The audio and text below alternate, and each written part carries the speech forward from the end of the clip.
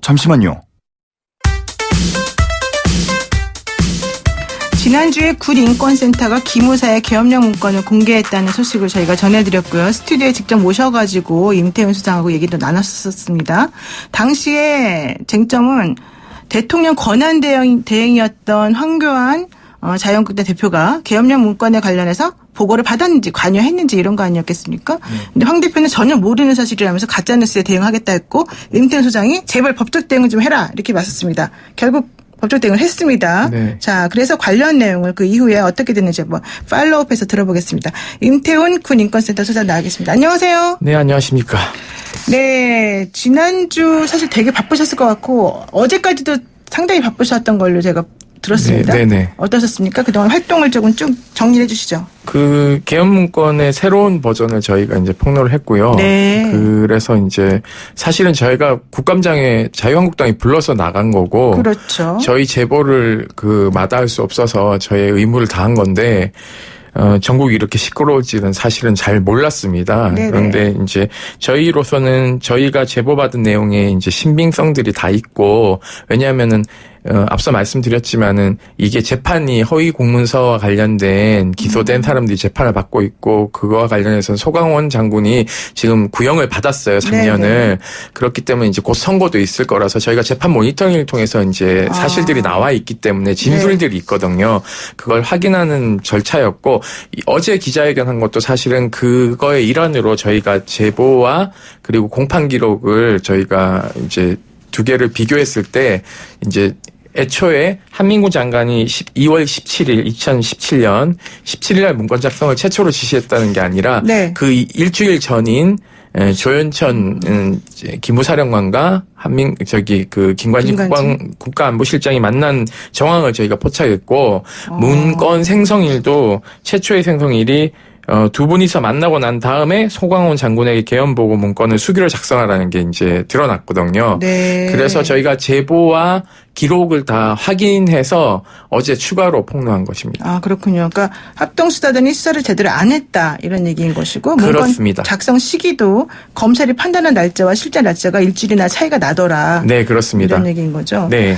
그런데 검찰은 한민구 전 국방부 장관 선에서 개입했다 이 정도로만 지금 보고 있는 것 같은데 네. 우리 소장님께서는 아니다 청와대가 개입한 거다 이렇게 얘기하고 계시는 거죠? 네, 그렇습니다. 왜냐하면 일주일 전에 이미 문건을 만들라는 지시를 했기 때문에 두 분이서 만나서 청와대에서 만났고 직후 돌아오자마자 이걸 지시했기 때문에 이것은 청와대발 문건 작성 지시다라고 저희는 판단하는 것입니다. 네. 근데 이렇게 막 계속해서 폭로를 하니까 한국당의 어떤 의원이 임태훈 소장하고 만난 사람 명단을 내놔라 이런 식으로 제보자 색출에 나섰다는 얘기도 있던데 이거 네, 뭡니까? 군부대 방문하는 걸 5년치 기록을 그러니까요. 아주 현실에 제출하라고 그 지시도 그렇게 나와요. 그 보안과를 이제 통해서 네네네. 각 군에 지시 내린 게 빠른 회신을 요구한다라. 회신. 금일 중으로 회신하라. 이렇게 나왔는데 저는 이렇게 빨리 국방부가 움직일지는 몰랐고요. 다른 거는 그렇게 천천히 움직이면서 그러니까 합법적인 NGO 활동을 방해하는 것처럼 보여서 굉장히 유감이라고 생각하고 있습니다. 그렇군요. 근데 그렇게 되면은 또 제보자도 좀 밝혀지게 되고 좀 곤란해질 수도 있겠습니다. 그렇진 않습니다. 아, 괜찮아요? 네. 저희가 부대에 방문하는 것은 인권침해 사안이 발생해서 피해자를 지원하거나 네네네. 또는 피해자를 보호하기 위해서 지휘권자에게 지휘 조언을 하는 것이거든요. 저희가 군부대를 간다고 해서 막 서류에 접근하거나 이런 권한은 없고 단지 그러한 사건과 관련된 것들이 있기 때문에 사실 저희가 방문한다면 지휘관들은 좋아하는 입장이죠. 왜냐하면 언론에 공표하는 것보다는 부대 방문해서 문제를 해결해주니까. 군 부대 내에서 자체적인 메커니즘을 통해서 사건이 해결되는 걸 지휘관들이 가장 좋아하는 방식이거든요. 그렇군요. 네. 네. 그런데 사실 이제 임 소장이 이런 식으로 계속 언론 발표하는 것을 보고 비판하는 사람들 중에 일부는 뭐라 그러냐면 네. 조현천 전 사령관이 황교안 당시 권한대행을 그냥 만났다는 것만 가지고 왜 이렇게 확신을 하느냐. 그리고 그 보고 시스템과 관련해서 황교안 당시 직무대행, 그러니까 대통령 직무대행은 맨 위에 있기 때문에 사실은 그냥 이름을 써있다 하더라도 거기까지 미치지 못했을 가능성도 있지 않느냐 이런 얘기했고요. 그 군법무관 출신이죠. 김장민 변호사인가? 그분도 황교안 권한대행은 당시에 이거 몰랐을 것이다 이런 얘기도 했거든요. 했거든요. 어떠십니까? 네네.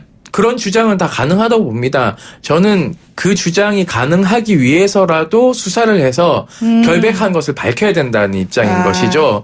그래서 한교안 권한대행 당시 이제 지금 당대표이신데요. 네. 그분께서도 사실은 내가 계엄의 계좌도 못 들었다 이렇게 얘기할 문제가 아니라 그렇죠. 네 번의 NSC에 참가해서 본인이 의장으로서 어떤 역할을 했는지를 명명백백하게 소상하게 좀 국민들에게 알려주셔야 되는 게 있고요. 네네. 그렇기 위해서라도 검찰 수사를 통해서 본인이 결백을 입증하는 것이 한교안 당대표의 앞으로의 정치 행보에도 도움이 될 거라고 저는 생각하고 있습니다. 그렇군요. 한교안 대표가 몰랐을 가능성도 다 염두에 두고 다 열어두고 있는 거다. 네, 정확한 네. 실체관계 파악이 필요하다. 네, 그래서 저는 이 의문에 대해서 해명하라고 요구를 한 것입니다. 네. 그리고요, 또 검찰이 확보한 계엄령 문건이 총 10가지나 된다. 그럼 네, 10가지의 그렇습니다. 다른 계엄령 계획이 있다는 거예요? 그렇죠. 저희도 이번에 처음 그렇죠? 제보를 예. 통해서 예. 그리고 그러니까 진술이 너무 방대하다 보니까 그렇죠. 저희도 예. 그걸 이제 확인하는 절차가 좀 필요했는데요. 네네. 문건이 10개가 있고요. 저희가 최근에 공개한 것은 두 번째 버전이라고 판단했는데요. 이것은 2017년 2월 22일 작성된 두 개의 문건 중에 네. 한 개입니다. 그러니까 이 원본에 가까운 것이죠. 네. 그리고 애초에 그보다 1년 전에 발표한 그 이철희 의원실도 공개하고 저희도 공개한 네네네. 문건은 2017년 3월 6일 날 만들어진 것이죠. 그러니까 이게 한꺼번에 처음에 문건이 두 개가 작성되고 네네. 2월 24일, 27일, 28일, 3월 2일 날 문건이 각각 작성이 되는데 네네. 3월 2일 날 문건이 3개가 작성이 됩니다. 그래서 이 버전이 총 10개가 있고 당시에 이것을 9번 버전을 네. 그 송영무 장관하고 이석구 당시 기무사령관에게 보고를 했거든요. 네네. 들켜가지고. 네네.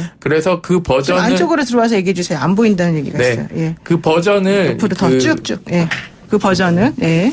그 버전은 이제 할 때 9번을 보고할까요? 10번을 보고할까요?라고 하니까 10번은 좀 민감하다. 10번에 민감한 네, 거다. 그러니까 9번으로 해라라고 했는데 검찰은 이 문건을 전체를 다 확보 못한 것으로 저희는 파악하고 있습니다. 검찰은 못 파악했는데 우리 총장님은 다 갖고 계신 거군요. 아니요, 가지고 있지는 않고요. 이건 수사를 해서 다 캐내야 되는 거죠. 된다. 그러니까 이 10가지의 문건이 있다는 걸 검찰도 알고는 있어요. 네. 알고는 있는데 네. 다 확보는 못한 걸로 저희는 그렇군요. 파악하고 있습니다. 네, 그러면요 지금 하태경 마지막 질문 하나 할게요. 지금 계엄령 문건 여파가 지금 일파만파 퍼지고 있는 상황에서 하태경 바른미래당 의원이 임 소장을 고발한다 이런 네네. 얘기 좀 하고 있지 않습니까? 왜냐? 문건이 필사본이었다라는 점, 네네네. 그다음에 국가안전보장회의 언급이 이미 지난해 나왔는데 네. 이번에 새로 나왔다고 거짓말했다. 그렇진 않습니다. 그런 얘기 네. 아니까 이제 그분이 주장한 네네네. 내용이 그리고 국회의원 체포 포고령도 지난해 이미 있었는데 없었다고 네네. 위증한 거 물론 국회 네. 나가서 말씀하시고 네네네네. 이 세 가지 때문에 고발하겠다는 건데요. 하실 말씀 있어요? 포고령은 있긴 해요. 근데 거기에 국회의원들을 네. 조속히 검거해서 사법 처리한다 이런 내용들은 없기 때문에 추가로 그것이 밝혀진 게 맞고요. 네네. 그리고 맥락상 제가 위증을 한 건 아닙니다. 네. 그러니까 언어라는 게 약간은 틀릴 수 있기 때문에 네. 그런 부분에 대해서 위증죄라고 하는 것은 매우 유감이고요. 네네. 사실은 고발해도 이게 무혐의 처분 날 거기 때문에 괜히 무고의 혐의를 받을 필요는 없다고 보고요. 군인권센터를 향해서 군 괴담센터라고 괴담센터. 이분이 네. 기자회견도 하신 분인데 네. 전 유감스럽고 21대 국회에서 뵙기 위해서는 유권자들에게 그런 허위 사실을 자꾸 얘기하시면 곤란하지 않을까 하는 생각을 가지고 있습니다. 혹시 위협도 느끼십니까? 협박하거나? 저는 그렇게 위협을 느끼진 않고요. 네. 수많은 국민들께서 지지하고 계시기 때문에 저희 역할을 담담히 해낼 뿐입니다. 네, 고맙습니다. 오늘 말씀 이렇게 듣겠습니다. 네, 감사합니다. 네, 지금까지 임태훈 군인권센터 소장이었습니다.